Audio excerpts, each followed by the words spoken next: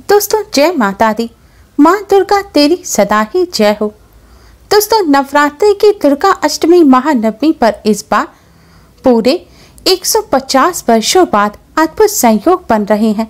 इन अद्भुत संयोग में आप माता रानी की कृपा प्राप्त करने के लिए किसी छोटी कन्या को यह एक चीज जरूर दे देना। आपके बंद किस्मत के द्वार खुल जाएंगे। माता रानी आपकी सभी मनोकामनाएं पूर्ण कर देंगी। आपको जीवन भर किसी भी प्रकार के कष्ट, दुख, गरीबी का सामना नहीं करना पड़ेगा। माता रानी स्वयं रक्षा करेंगी।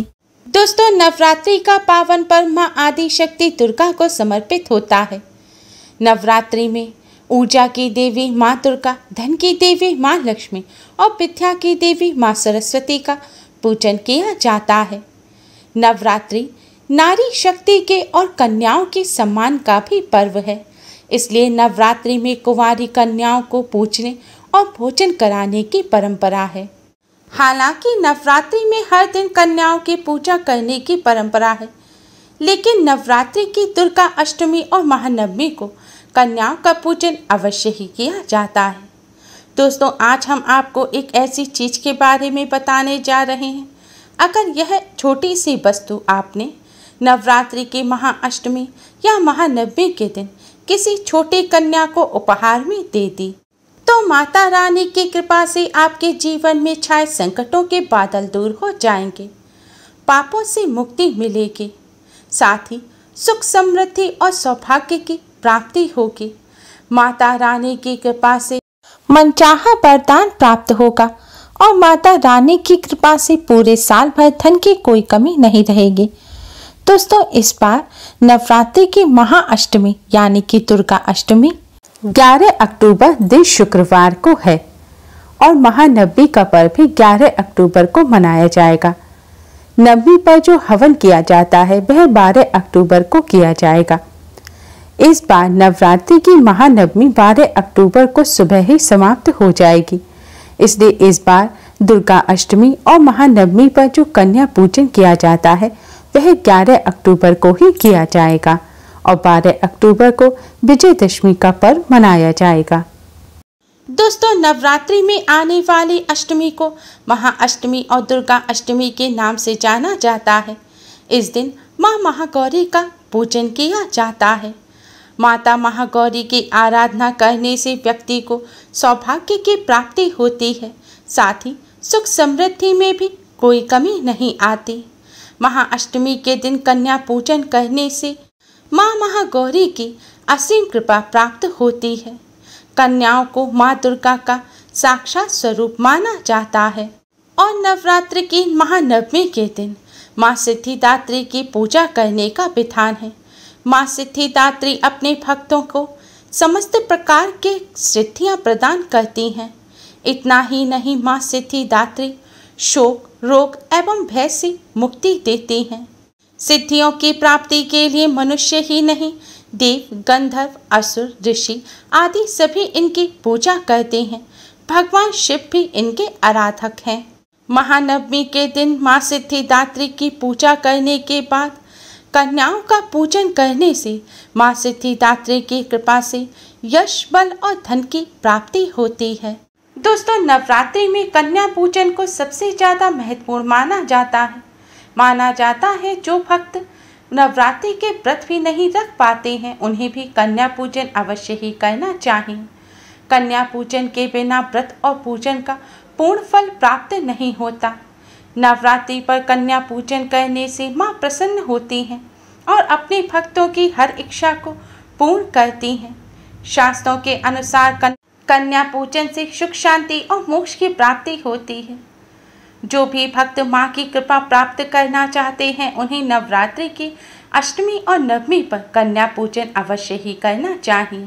नवरात्रि में 9 कन्याओं को भोजन करवाना चाहिए, क्योंकि 9 कन्याओं को देवी दुर्गा के 9 स्वरूपों का प्रतीक माना जाता है।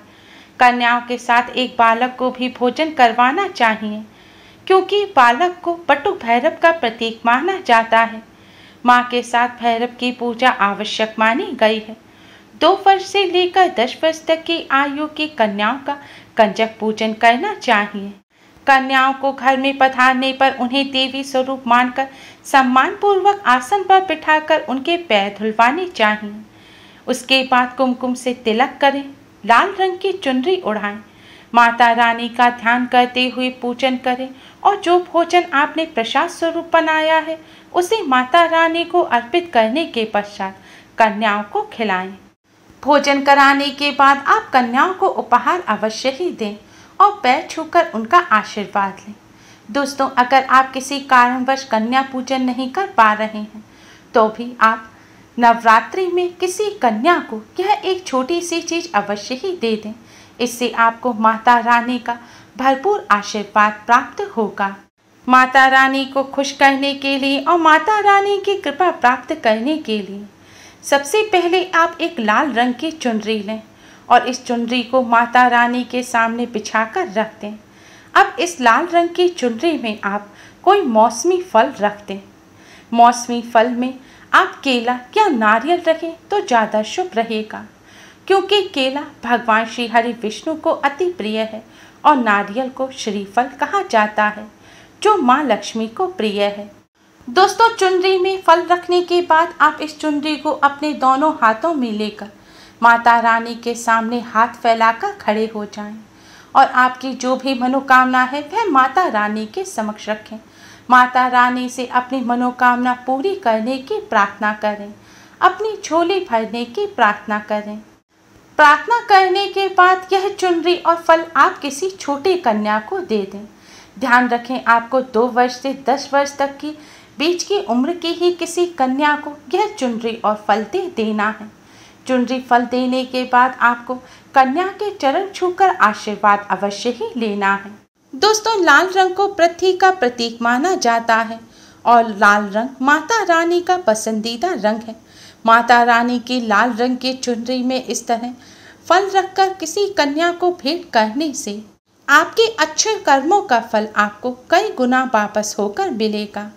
आपके घर में सुख समृद्धि में वृद्धि होगी, धन धान्य के भंडार भर जाएंगे। माता रानी की कृपा से बड़ी परेशानी भी दूर हो जाएगी। दोस्तों, कन्याओं को आप भेंट में श्रृंगार की सामग्री भी उपहार में दे सकते हैं। यह श्रृंगार की सामग्री सबसे पहले माता रानी को अर्पित करनी चाहिए। उसके बाद छोटी छोटी कन्याओं में बांट देनी चाहिए। मान्यता है, कन्याओं द्वारा ग्रहण की गई श्रृंगार की सामग्री सीधे माता रानी द्वारा स्वीकार कर ली जाती है। सुहागन महिलाओं को अखंड सौभाग्य के लिए माता रानी को सुहाग की सामग्री अर्पित करने के बाद कन्याओं को अवश्य ही वह सामग्री भेंट में देनी चाहिए। दोस्तों, सुहाग की सामग्री के अलावा आप कन्याओं को चावल भी भेंट में दे सकते हैं। परंपराओं के अनुसार जब कन्याओं को घर से विदा किया जाता है तो विदाई में उनको कोचा दिया जाता है। इस कोचे में चावल और गुड़ दिए जाते हैं। मान्यता है, इससे आपके घर में धन धान्य में वृद्धि होती है। नवरात्र में आप भी कन्या भोज करें तो विदा करते समय कन्याओं को थोड़े से चावल अवश्य ही दें। इससे आपके घर में संपन्नता बढ़ेगी। सुहाग की सामग्री के साथ या किसी अन्य वस्तु के साथ आप थोड़े से चावल के दाने उस वस्तु में डालकर कन्याओं को भेंट कर सकते हैं। या आपके घर कन्या पूजन के लिए जब आएं तब आप कन्याओं के मस्तक पर कुमकुम का तिलक लगाकर उनके मस्तक पर थोड़े से चावल अवश्य ही लगा दीजिए। इससे आपके घर में संपन्नता बढ़ेगी। दोस्तों, नवरात्र में कन्याओं को विदा करते समय उन्हें दक्षिणा के स्वरूप कुछ रुपए पैसे भी जरूर देने चाहिए। ऐसा करने से माँ लक्ष्मी आप पर प्रसन्न होंगी और आपके भंडार भर देंगी। आप अपनी सामर्थ्यानुसार जितनी भी आपकी इच्छा हो 11, 21, 51, 101 या ज़्यादा आप कितने भी रुपए दे सकते हैं। दोस्तों, कन्याओं को उपहार देते समय वैसे तो आप कुछ भी वस्तु उन्हें उपहार स्वरूप भेंट में दे सकते हैं, लेकिन कन्याओं को वह वस्तु उपहार में अवश्य ही देनी चाहिए जिनका वह लंबे समय तक इस्तेमाल कर सकें। आपके दिए हुए उपहार का कन्या जितने लंबे समय तक इस्तेमाल कर पाएंगी उतने ही शुभ फल आपको प्राप्त होंगे। इसलिए आप कन्याओं को उपहार में शिक्षण की सामग्री, किताब, पेन, पेंसिल आदि भी दे सकते हैं। आप कन्याओं को वस्त्र भी दे सकते हैं, लेकिन ध्यान रखें काले, नीले या ब्राउन कलर के वस्त्र कन्याओं को ना दें। कन्याओं को हमेशा शुभ रंग के ही वस्त्र दें। दोस्तों, कन्याओं को कुछ भी उपहार देते समय आप कन्याओं को माता रानी का स्वरूप मानकर ही उपहार दें और उपहार देने के बाद कन्याओं के चरण अवश्य ही छुएं और उनसे आशीर्वाद लें। इससे आपको माता रानी की कृपा प्राप्त होगी और हर परेशानी से छुटकारा मिल जाएगा। उम्मीद है आपको हमारी ये वीडियो पसंद आई होगी। प्लीज़ लाइक करें, हमारे इस वीडियो को अपने फ्रेंड्स और रिश्तेदारों में ज़्यादा से ज़्यादा शेयर करें, जिससे वह भी इसका लाभ उठा सकें। हमारी और भी वीडियोस के लिए हमारे चैनल को सब्सक्राइब करना ना भूलें। Thanks for watching. Radhe Radhe. जय माता दी।